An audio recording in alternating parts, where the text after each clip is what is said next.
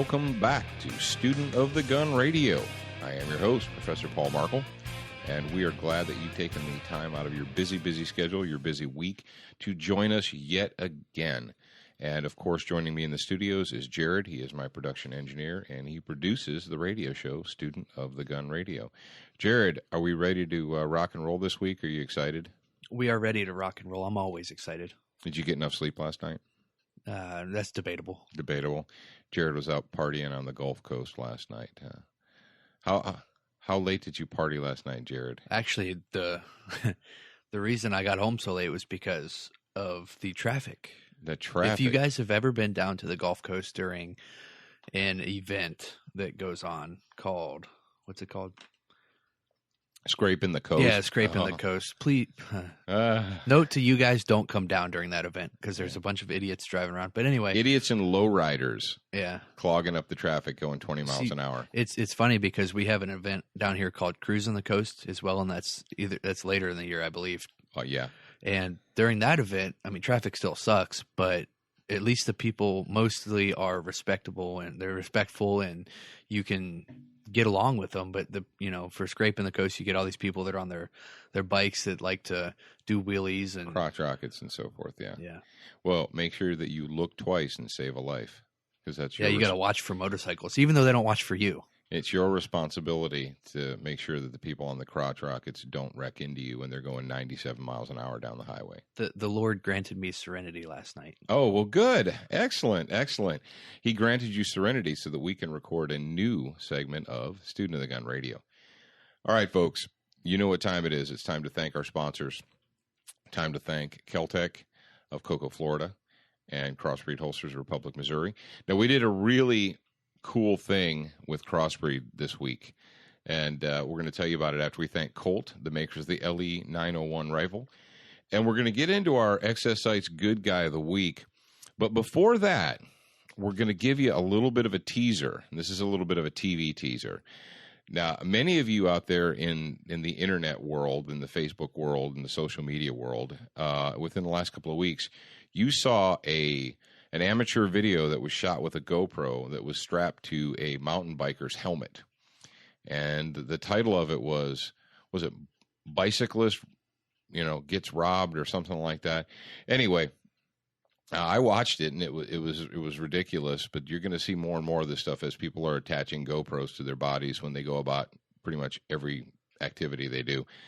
It wasn't in the United States. It was someplace else. I'm not even sure where it was.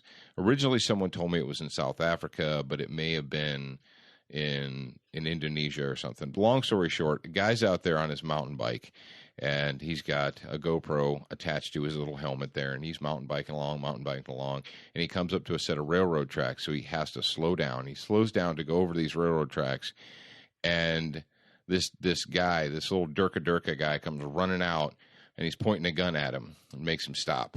And then his partner comes running out of the woods. And they proceed to rob this guy at gunpoint on the bike trail. The whole time, the GoPro is running. And you can see the shadow on the ground of the guy who's actually wearing the GoPro. You never get to see him, obviously, because the camera's on him. But you can see him raise his hand, and the guy walks up, and he's yelling at him in some foreign linguity, and he takes his wallet and all his valuables and stuff. And the guy even looks up at the camera at one point in time, so you get like a perfect shot of his face, and you're like, wow, that's great, because the local police will look at that, and then they'll go out and they'll arrest him. And like, yeah, that's going to happen. It actually did, apparently. Did they find him? Yeah, I'm looking at the story right now. This is good. A newer one. It was in Somerset, West South Africa. Oh, it was in South Africa. Okay. So anyway, long story short, as that happens, the GoPro video gets put on the internet and it goes viral. And we, as Student of the Gun, we start getting emails and we start getting Facebook messages and we start getting these notes from you guys out there, coincidentally asking us or saying, hey, I like to mountain bike. Do you have any suggestions of how to carry conveniently on a bike? And we talked about this, a couple weeks ago about the two guys that were hiking out doing some outdoor recreation, and they get stuck up and they're, robbed, and they did what all good little victims are supposed to do. They complied, and they got shot anyway for their troubles. as you will hear later in this episode, we have police. I don't remember what he was, a sergeant, chief, detective. Detective telling people that he does not recommend they fight back. Yeah, we still have professional law enforcement officers out there giving the don't fight back advice, which is really nauseating, but we're not going to get into that. What we're going to get into is Jared's going to tell you guys a little bit about what we did yesterday. We got up early. We went out to the range. We were at the MCTA, Mississippi Combat Training Academy range, and we spent all morning into the afternoon out there taping for the show, and we did something a little bit unique, and Jared's going to tell you about it right now. Jared, what did we do? Well, I got to ride my bike around the range, and we hooked a crossbreed ram mount. If you haven't seen that yet, go check it out at crossbreedholsters.com. It's a genius thing. It is.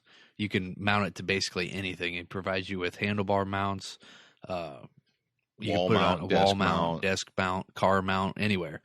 And so I hooked it onto my bike, took it out to the range, rode around a little bit, and we did a little simulation on where I was mountain biking down this little trail, and boom, pops out a person, or actually it was a zombie. Yeah, a zombie popped out. Zombie robber pops out and decides he's gonna jack you, and so we filmed that for the TV show. And Jared, when's that going to be up? Next week? 2 weeks? It'll be a week from Tuesday. A week from Tuesday. Okay. It'll be. Let me see here. What is today? Today is the 20th, so it'll be on the 1st of July. All right, so look for that. The first week of July, you're going to see the ram mount on a bicycle, and we actually got an interview with Matt Craighead, and he explains all about the idea behind the ram mount and how they came up with it. And if you've never seen it, it's flat out genius, ladies and gentlemen. It allows you to secure a firearm to pretty much anything, any object that you want to secure something to. You can do it. It's pretty cool. Did we get questions about how to secure your gun on your bike before we went up to Crossbreed or after? Actually, well, they started coming in right about the time that video came out. Right. I don't know. And I'm thinking that was like 2 weeks ago or something. Yeah, no, I think it was right around the same time. We were at Crossbreed first, and then we came back, and then like the next week I saw that video. Yeah, it was kind of weird timing. Weird coincidence. But you want to be looking forward to that or looking out for that, because that material is going to come up on the TV show real quick. And you say to yourself, well, I don't know how to watch Student of the Gun TV, Paul. I don't know how to do that. Well, you could watch it on Dish Network, channel 266, Monday nights at 9, every Monday night at 9 o'clock. And that's 9 Eastern. 9 Eastern, that's right, 9 Eastern. Or, Jared, tell them where else they could go to watch it. We've got the Chantel HD cable, and that's in the Northeast region of the United States, I believe. Yeah, it's Virginia, West Virginia, Maryland. We've got a Wilderness TV, which is they have their own standalone Roku app now, as well as I think we're also on Film On, which is a Roku app as well. Film On is a Roku app. Yeah, Roku channel. So you can find us on Roku, Google Chromecast, and Apple TV. Yeah, I still haven't got that down yet. Is that it? Mental That's block. only those three? There's not Amazon? What about Amazon? No, we're still holding on the Amazon thing. But, so in addition to being on Dish Network and cable, we're also on Roku now. So if you guys have the Apple TV, the Roku app, the Chromecast, you can check out Student of the Gun TV. And we don't even charge you to watch our show. No, we don't charge you a dime for it. Now, the last one, of course, is studentofthegun.com. Each week after the show has aired, after it's aired on regular television, Jared puts the show up online. You can watch it on demand 24 hours a day, anytime you want to. So you want to make sure you're checking that out. All right, Jared, let's go ahead and dive right into our Excess Sites Good Guy of the Week. Tell us who our good guy is and what was their question? Our good guy this week is Big T. That's his forum name. And Big T, I need you to email me, Jared, JARR80, at studentofthegun.com, and send me your address, shirt size, and phone number. And Big T says, I recently had to have reconstructive surgery on my dominant hand to repair a badly damaged trapezium. And if you don't know what a trapezium is, it's the base of your thumb. It's kind of where your thumb meets your wrist. And it says, leaving me unable to properly grip my CCW. I have been getting by trying to practice with my non-dominant hand, and I'm looking for some drills to help me hone in one-handed shooting with my non-dominant hand. Okay, this question falls right in line directly with our one box workout. If you have not signed up for Student of the Gun's weekly newsletter, you need to go ahead and do that, because when you do it, you sign up, you approve the email, and instantly what you're going to get in your little inbox there is you're going to get a link to the one box workout. And in addition to all the other drills in the one box workout, there's also a weak hand or support hand drill. And we also have on Student of the Gun YouTube, we also have the one box workout as a video, right, Jared? Yeah, we've got a one box workout for rifles and pistols, I believe. Okay, so we have the special report, the one box workout. Now, the one box workout isn't all about single handed shooting, but there is some single handed shooting in there. Now, for you guys right now out there in the studio audience who have both hands that are working, both arms that are working, and you're healthy, and you can do both, the time to learn to shoot and run your gun with one hand is not when you lose your second hand, your other hand. The time to learn how to do that is now. The time to learn how to do that is when you're healthy, so that you already have the skill developed before you need it. The time is now. The time is now. Because, if you have surgery, obviously you plan on surgery. Surgery's like, okay, I know I'm going in next month, and they're going to work on my right shoulder, my left shoulder, or whatever, and I'm going to be one-handed for a little while. But there are times when, due to an emergency, a crash, a fight, or something, your hand is out of the picture. You can't teach yourself in the heat of the moment to do it right. So you want to go ahead and take the time to develop that skill. And what I'll tell you guys is, if you've never taken the time to attempt to develop skill with your support hand, you should do that. And the reason a lot of guys don't, and I know this, is because they don't look as good. They don't feel as confident because they're not as good with their other hand as they are with their dominant hand. So men all want to do what they look good at, so they don't do it. So instead of putting the effort into the training, to getting some training and taking some practice, what they'll do is they'll just not do it.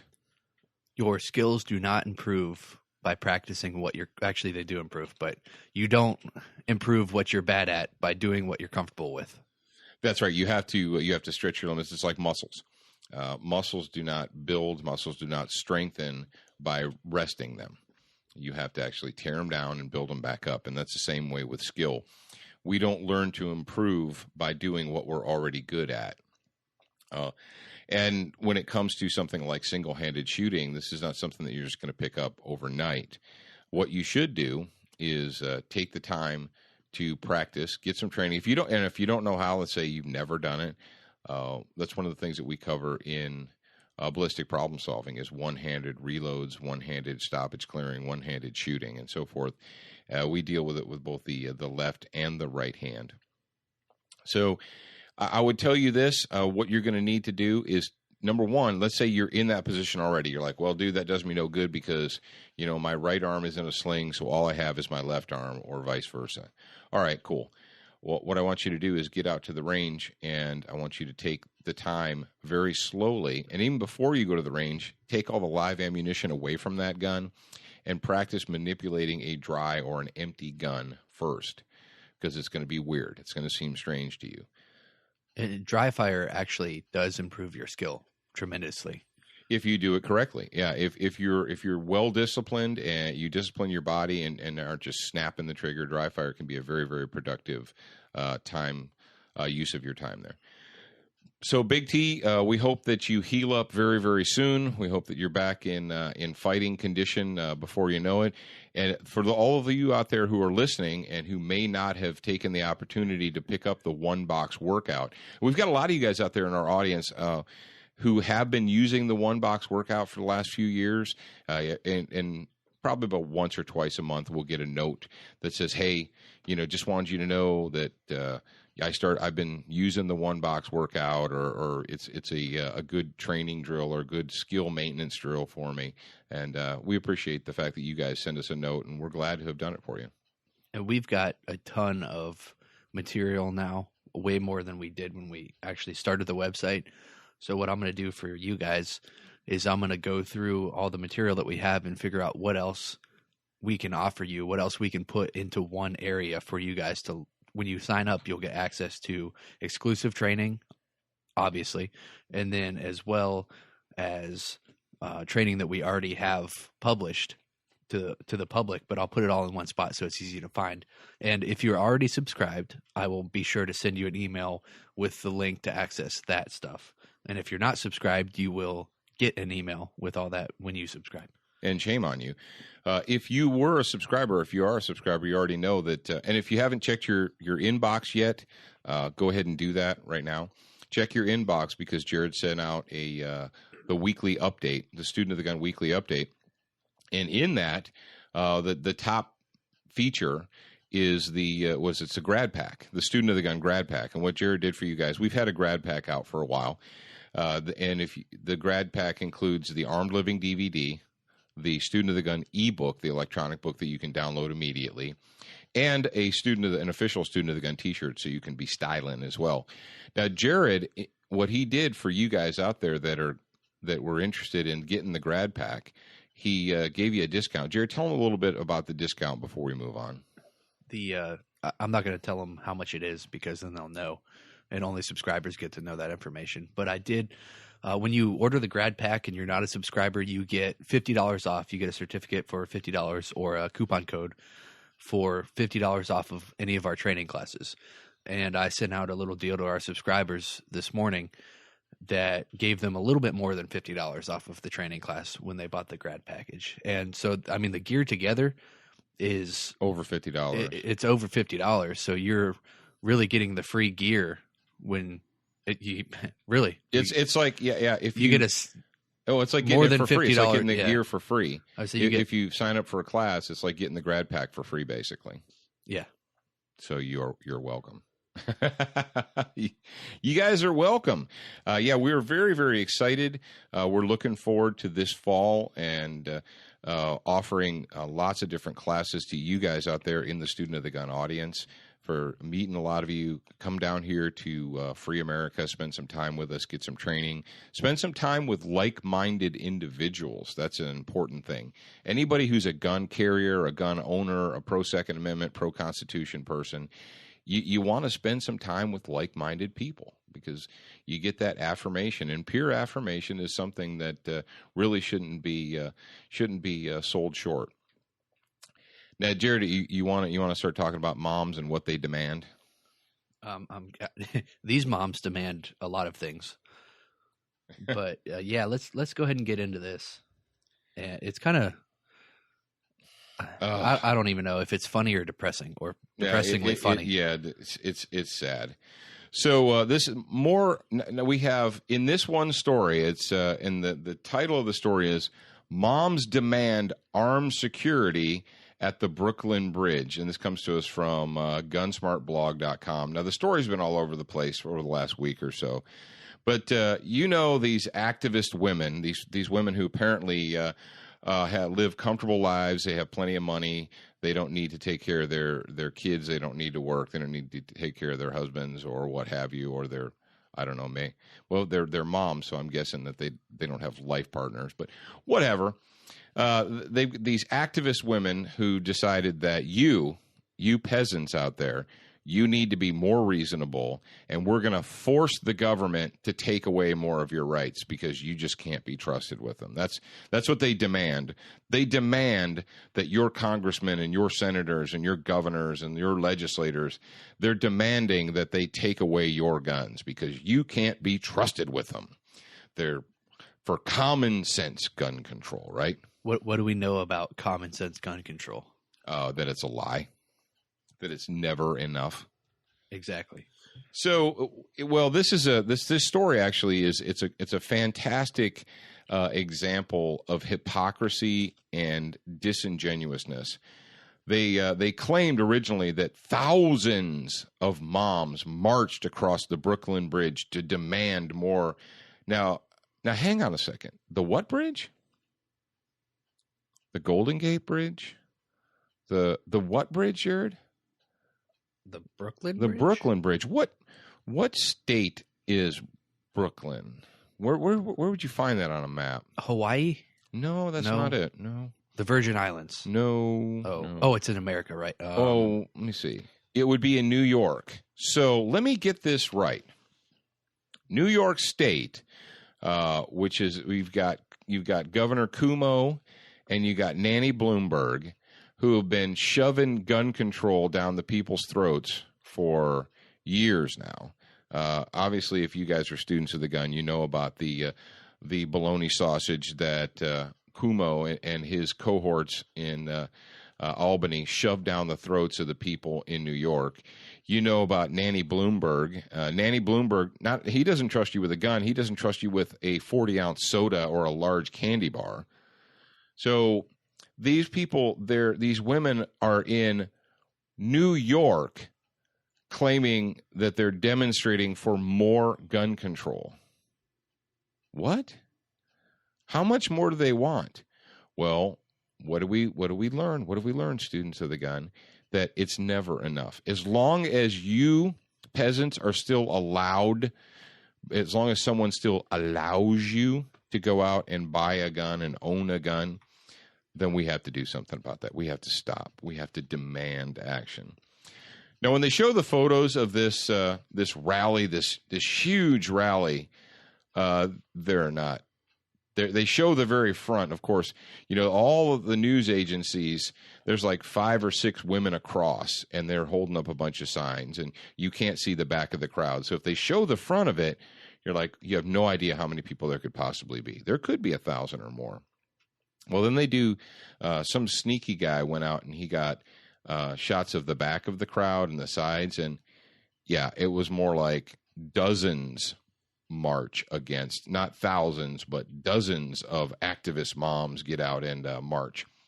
Now you say, well, how is that hypocrisy? Well, no, that's not really hypocrisy. That's more of just kind of a media lie, a little bit of disingenuousness there, where it's a little bit of sleight of hand. We're going to make you think that that's the mainstream, and that if you don't believe like they do, you're out of the mainstream, so you need to change your way of thinking. Well, what we find out here is that when these moms demanded action for America, you know, they demand that you be disarmed. They demand that what I guess they consider the people that are in power take away your rights. While they're out there protesting and demanding, you know what else they demanded? They demanded that they had armed security. And what we've got on the Gunsmart blog is we've got all kinds of crowd pictures, and you can see armed cops and plainclothes armed guys, security officers, around these women.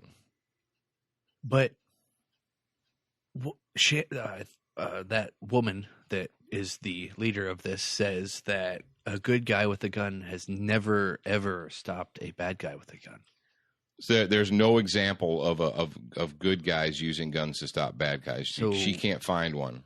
So why are they demanding protect in New York of all places? In New York, yeah, they should be. It should be the safest place in the world.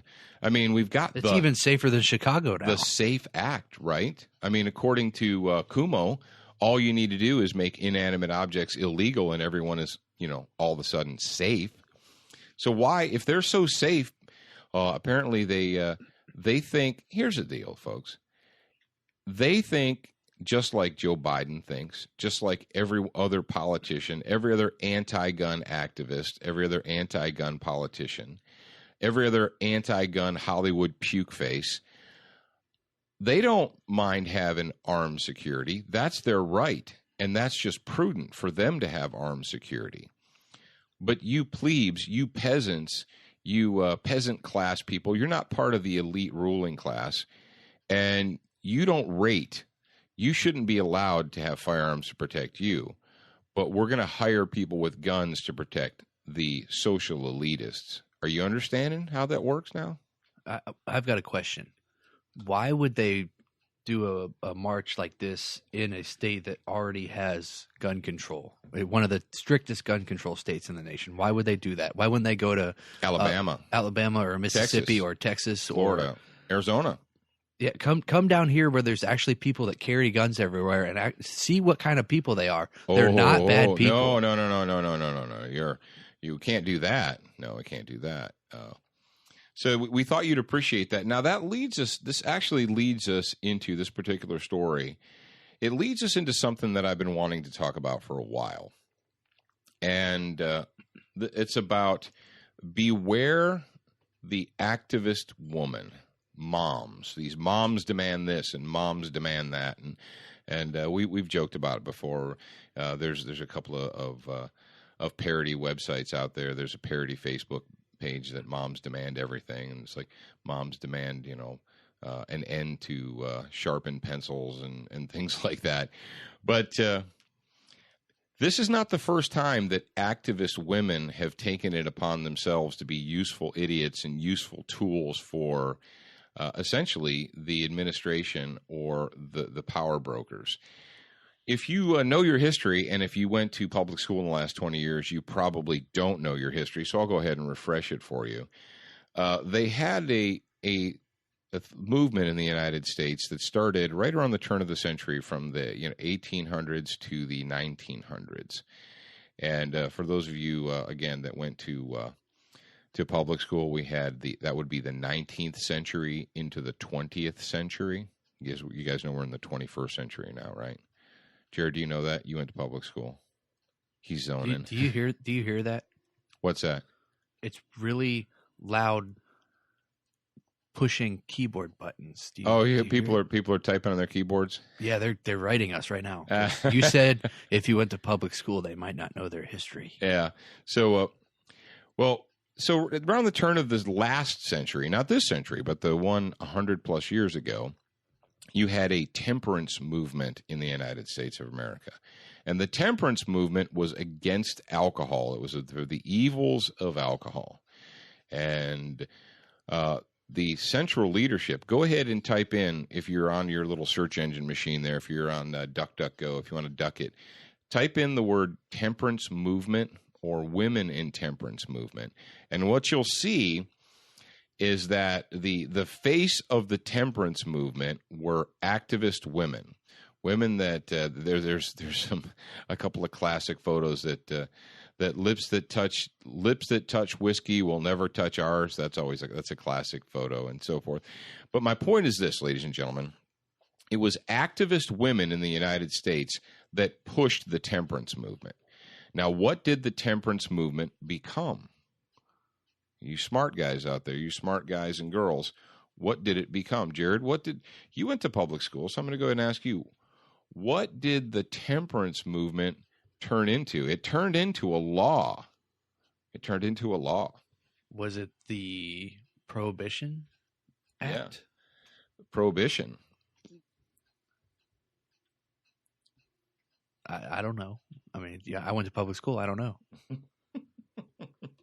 I'm actually reading this little thing right now, though. The temperance movement, women's rights. Yeah. It's, okay. Well, because Jared went to public school, and we're going to assume that a lot of the rest of you went to public school too. The temperance movement turned into prohibition, and you're like, well, prohibition. That was when the federal government got together. The federal government just decided on its own to pass a law against owning alcohol, right? No, actually not. Because way back when, they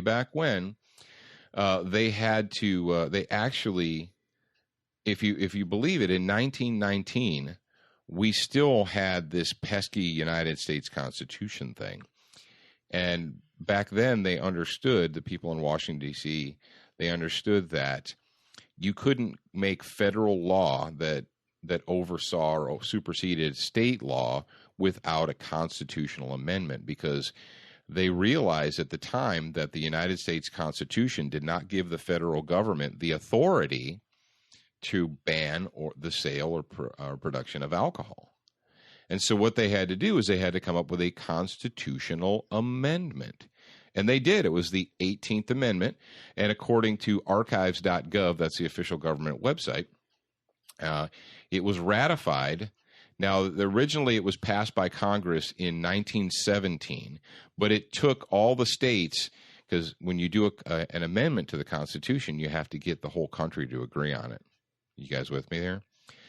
It was ratified on January 16th, 1919. And what that did effectively, it said, after 1 year from the ratification of this article, the manufacture, sale, and transportation of intoxicating liquors or the importation or exportation thereof shall be prohibited. Okay, so bam. What did you get? You got prohibition. And that was a direct result of what? Activist women. Now, stick with me here, folks. So you've got prohibition. They pass prohibition, and they decide that it is now a federal law. Federal law prohibits the manufacture, sale, distribution of intoxicating spirits, which is wine, liquor, beer, everything, in the United States of America. Well, how do you enforce that? You say, well, you don't have to enforce it because once it's a law, nobody will do it. Right? That's just like putting up a sign in front of your store that says no guns allowed, and that'll keep criminals from coming into your store to rob you. No, they decided that they needed a Federal Bureau of Prohibition. So they created a Federal Bureau of Prohibition. And because they weren't going to tax it, there's no taxes on something that's illegal, right? Instead of taxing it, they had to enforce it. They had to go out and they had to enforce people, the revenuers that went out and if you guys watch old black and white footage and with axes, and they're smashing kegs of beer in the streets of Chicago and dumping them down the sewers and so forth. Now, historically, you guys know that prohibition was a bust. That it was only the really what do I want to say? I'm not going to say aesthetically challenged women. Is that a politically correct statement there? Are we? No. Yeah. Who cares? You had thousands of aesthetically challenged women who and it wasn't just women, but they led the temperance movement. It was a failure. People wanted their booze. Okay. Well, and they decided that they were going to go ahead and repeal. Now, what do you have to do when you pass an amendment? What do you have to do to make that amendment go away? Well, we passed the 18th, and they decided that they needed to make that go away, so they passed the 21st Amendment, which hereby repealed the 18th Amendment. Now, remember, this is kind of crazy for some of you young kids, because you're like, but doesn't the president just have the authority to sign an executive order and make stuff illegal just because he wants to? Well, not according to that pesky U.S. Constitution thing. Now, where am I going and why am I talking about this for guns? Well, I'm there right now, and I'm going to tell you, and thank you for sticking with me. So you had the activist women brought about the temperance movement, which turned into prohibition, okay? Well, and because of prohibition, you had to have a federal agency to monitor, the bus people selling illegal whiskey and beer and so forth, the Bureau of Prohibition. Well, when the 21st Amendment comes along and nullifies that, well, why do you need a Bureau of Prohibition? You don't need a Bureau of Prohibition anymore, do you? Well, if whiskey's no longer illegal, you don't need a federal agency to go out there and bust people. But you have a federal agency that has thousands upon thousands of people in it. Now, if you go back and study your history, you'll see that in December 5th, 1933, the 21st Amendment was passed, making alcohol legal again. So if you guys remember anything, if you remember your history, how did people like Al Capone and the Chicago Mafia and the New York Mafia, how did they essentially, there's always been organized crime in the United States of America for a long, long time, but where did they really clean up and start making crazy amounts of money? How did that happen? Well, it was a direct result of what, Jared? Prohibition, right? He was yawning and he couldn't answer me. All right, am I boring you, son? You stayed up too late last night, didn't you? Yeah, I'm a little tired. All right, so follow me here. So you've got Al Capone and organized gangsters who made tons and tons of money over bootleg alcohol. Well, then in 1933, they decided that alcohol is no longer going to be bootleg, right? So the power of the organized mob, of the mafia, to sell alcohol at exorbitant prices starts to go away. So you're like, okay, well, good. That we get rid of prohibition. That takes away the power of the organized crime to sell bootleg whiskey and so forth. Well, what did they do in 1934? Okay, gun people, this is where you jump back into the conversation. You get all excited and you raise your hand. Well, in 1934, they passed the National Firearms Act, which made it unlawful to have a fully automatic weapon without a permit. The Tax Stamp Act, basically.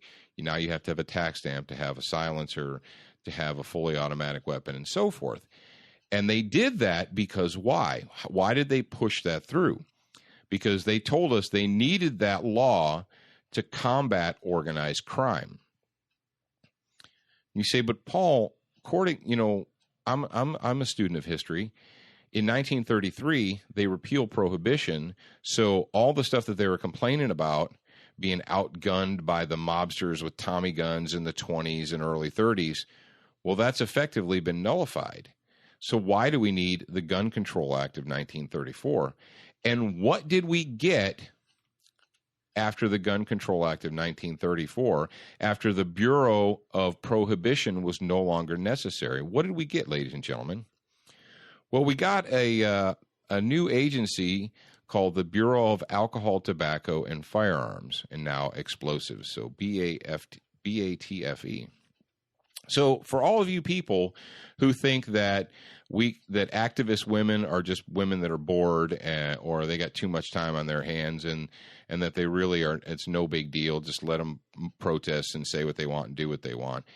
Activist women at the turn of the 19th and 20th century actually were instrumental in giving the government an excuse to create more bureaucracy, to exert more control over your daily life, especially in the area of firearms.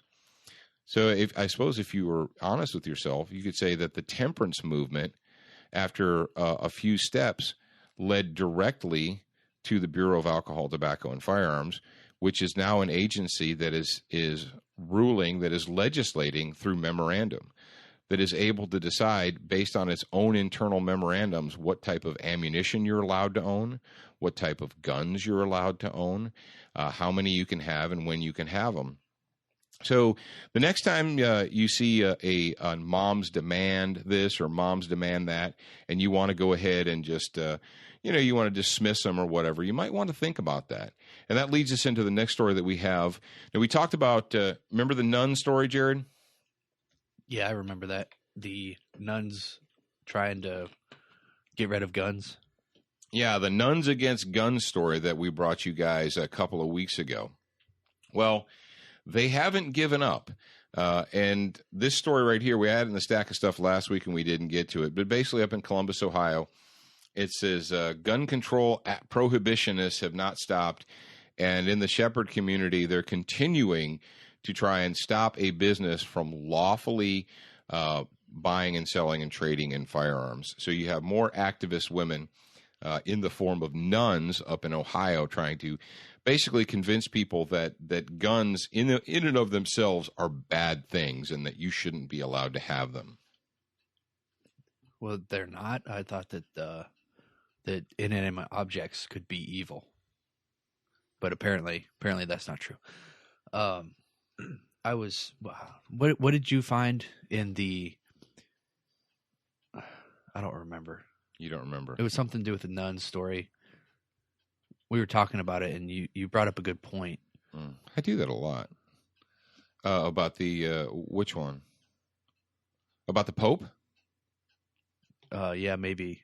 What say it? How is essentially? Well, no, we talked about that. It was in the article. It was in the article that I wrote for the Blaze about the how the nuns essentially are going directly against Pope John Paul II, and they're actually going directly against the Catholic Catechism when it comes to that. The Catechism, that's what word I was looking for. Okay. All right, Jared. I'm going to go ahead and pull up this next story. You go ahead and tell them. Now, the folks are out there and they don't know about the Patriot Fire Team. Tell them real quick how they can get involved with that. The Patriot Fire Team is a hub for all patriots. And real quick before I start this, we're coming up here on 40 minutes. Okay. So, anyway, the Patriot Fire Team is a hub for all patriots, and in America things aren't right, and you want to do something about it. So go to patriotfireteam.com. You can sign up for the newsletter, and we've actually had some pretty good feedback. We've got a forum there, and we've had some good feedback on the forum. And I'm gonna change it up a little bit. I'm gonna make it more user friendly for you guys. So go to patriotfireteam.com.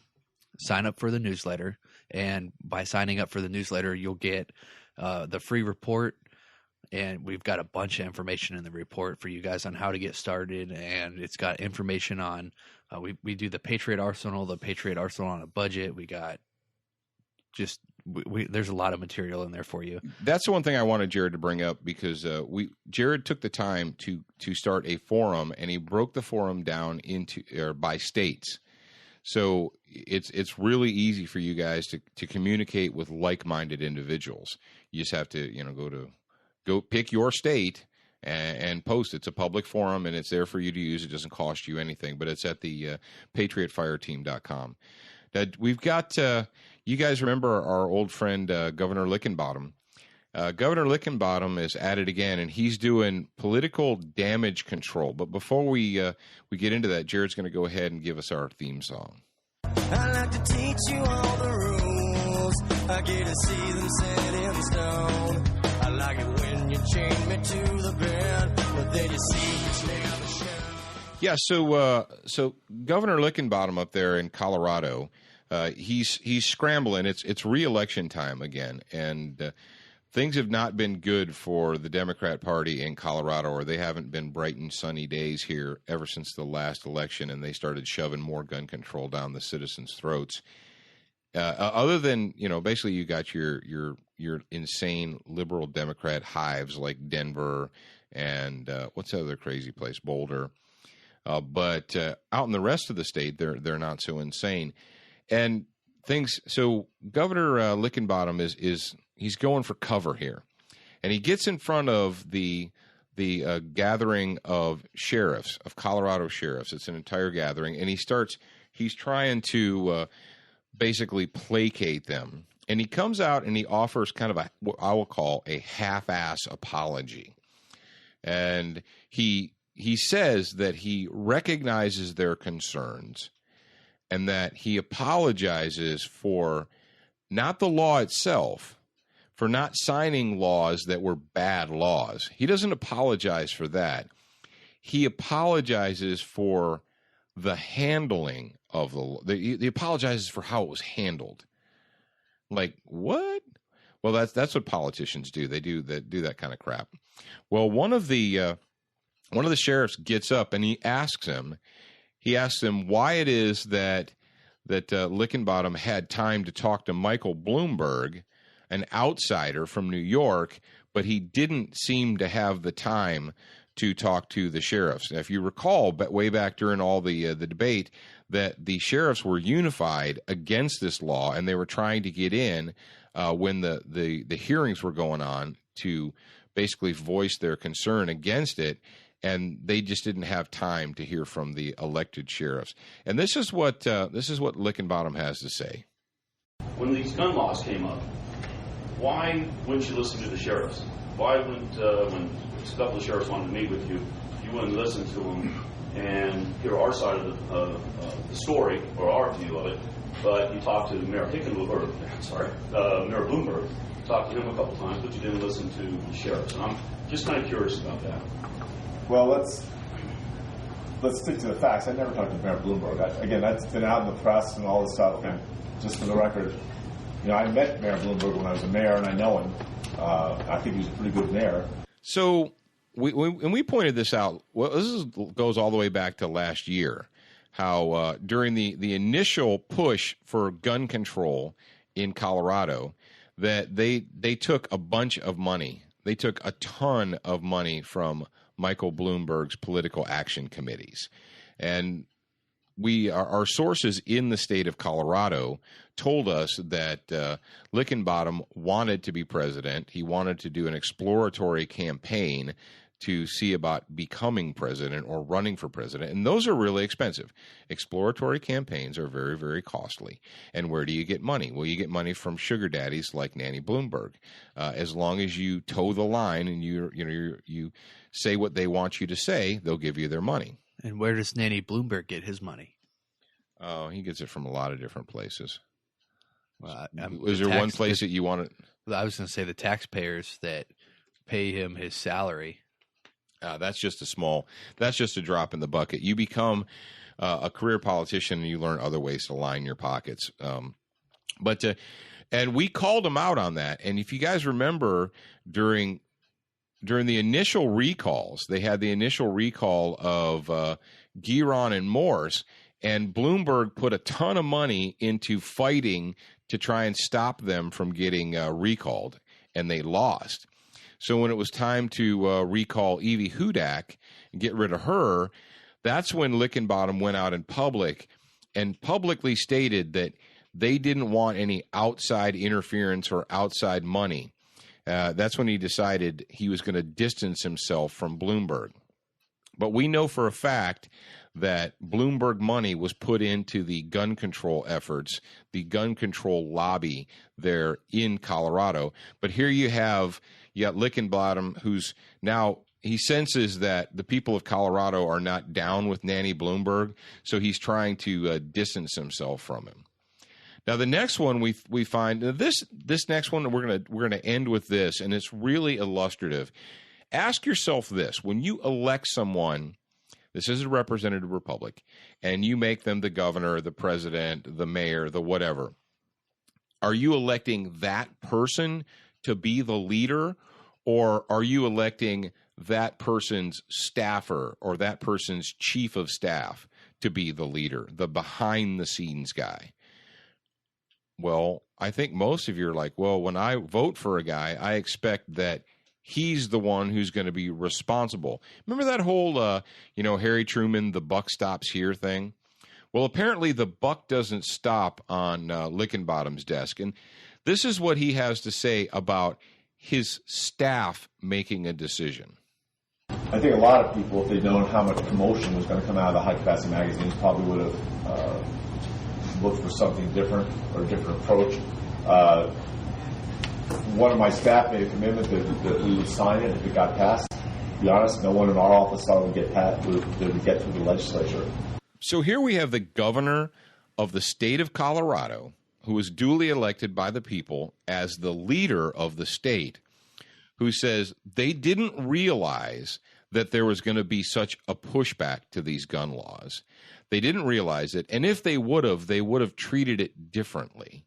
And then he says he tries to pass it off by saying that one of his staffers had committed to him signing the bill. How pathetic and disgusting is that? So now we've got this guy trying to run for cover based on the fact that one of his staff members committed him to signing the bill. So who's the governor? You or the head of your staff there, Lickenbottom? We hope that the people of Colorado are going to go ahead and broom this turd. We think that that there's enough people in Colorado that are still intelligent enough to realize that this guy has proved himself to be a political worm. He's wishy-washy like Charlie Brown. He's trying to play this game on him, and I don't know how many registered Democrats there are that are still going to buy his bull crap, but hopefully that the people will wise up and show him the door here very, very soon. We're coming up on the end. I hate to be the bad guy, but we're coming up on the end of this segment. Well, we got to get this last story in here since I talked about it earlier, and I promised you that we were going to talk about it. Okay. This one right here comes to us from WBALTV.com. That's Baltimore.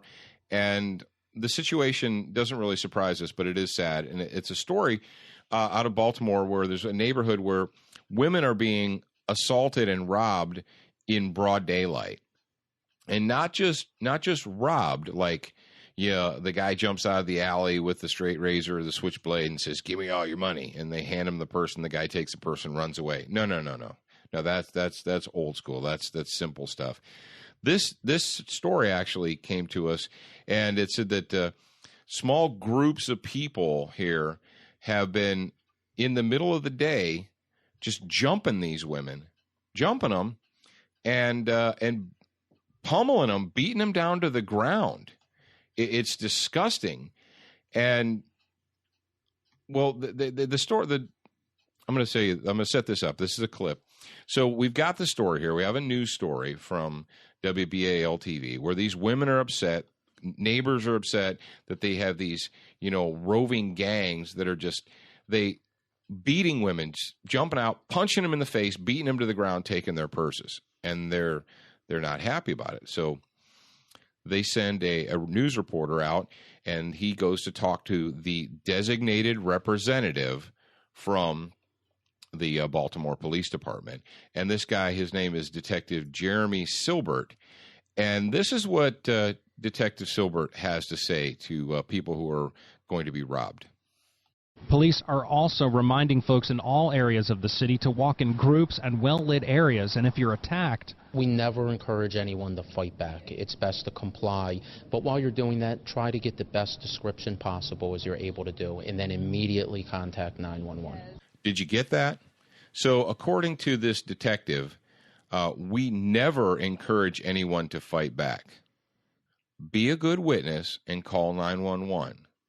Oh, but in a case such as the ones we're talking about, now keep in mind, ladies and gentlemen, the reporters that went to talk to Detective Silbert, they weren't just going to him to get like random advice about what should you do if you're ever the victim of a crime. They went to him based upon the fact that these women were literally beaten down to the ground and robbed. And so having that information in his hand, he says, we never encourage anyone to fight back. Well, if there had been more common sense gun laws, then these women wouldn't have got beat down. That's right. Apparently, they don't have enough common sense gun laws in Maryland. So the story is that this representative, this employee of the state, is going to look out at the citizenry, tell the citizenry, the peasantry, you shouldn't fight back. Just be a good little peasant and take your beating. And while you're taking your beating, try and be a good witness. Now, the supreme irony of this story, Jared? The supreme irony of it is what were the descriptions of the bad people involved, the 2 to 3 people that beat these women down? They were vague descriptions. Oh, man, it was ridiculous. So here we have the detective who says, don't fight back, be a good witness, call 911. And that way the authorities will be able to catch him. But when it comes time to tell you who to be on the lookout for, all they have is a vague description of the attackers. Now, what's really sick and twisted about this is in this very same news story, they have reports where they went out and interviewed neighbors, and they're like, it was the afternoon, the sun was up, people were out walking their dogs. There were lots of people around who saw what happened. That brings me to another question. Why did none of those people help these women that were getting beat down? They're probably too busy trying to fish out their cell phones to get a video or something. So, also, by the way, just a quick caveat. When this story came up, I researched Maryland gun laws. Maryland has very, very strict gun laws. You have to get a permit to own a handgun, not just to carry one, to own one. They're a discretionary carry, so not everybody can get a concealed carry permit. And the Maryland Constitution does not have a Second Amendment provision in it like most do. So, wow. Go Maryland. Oh, and another thing is this detective wants you to call 911. What if you can't get through to 911, or you get a voicemail, or 911 just not working? Okay. You've already had to take your beating. So just apparently to the powers that be in Maryland and Baltimore, you just need to shut up, take your beating, and travel in groups. So if this guy got beat down, he's just going to call 911. He's not going to I mean, he probably wouldn't fight back because, Well, I don't know. I mean, with that mentality, yeah. Well, is he allowed as a member of the state, as an employee of the state? Is he allowed to fight back, or does he have to just be a good witness too? I don't know. That's a good question for you guys who live up there in Baltimore. Now, ladies and gentlemen, that brings us right up to the end of segment 1 or part 1 of this week's episode of Student of the Gun Radio. Thank you very much for joining us. I am your host, Professor Paul Markle. And with me, of course, is Jared, my studio engineer and producer. Don't forget to support the people that support us. Excess Sights, Kel-Tec Weapons, Crossbreed Holsters, and Colt, the makers of the LE901 rifle. Check us out every Monday night on Dish Network, channel 266 at 9 p.m., on Chantel HD cable in Virginia, West Virginia, and Maryland. So people in Maryland can actually watch our show on Chantel HD cable. Or on Wilderness TV on the Roku and Apple and Chromecast apps. Now, ladies and gentlemen, remember, you're a beginner once, but you should be a student for life.